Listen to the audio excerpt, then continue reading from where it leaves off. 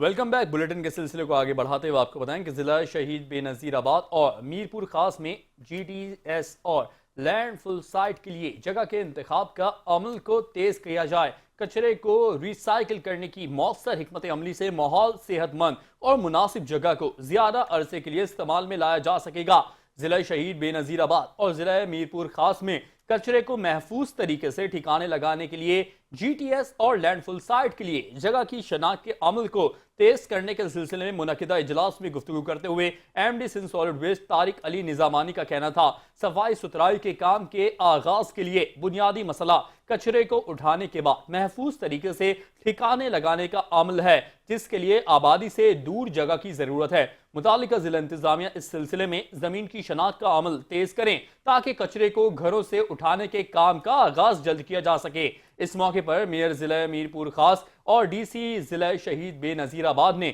یقین دہانی کرائی کہ جلد از جلد اس مسئلے کو حل کیا جائے گا۔ اجلاس میں میئر ضلع میرپور خاص، ڈی سی ضلع شہید بے نظیر آباد، اے ڈی سی ضلع میرپور خاص، میونسپل کمشنر ضلع میرپور خاص، میونسپل کمشنر شہید Benazirabad, deputy director procurement S S W M B, consultant environment اور دیگر موجود تھے۔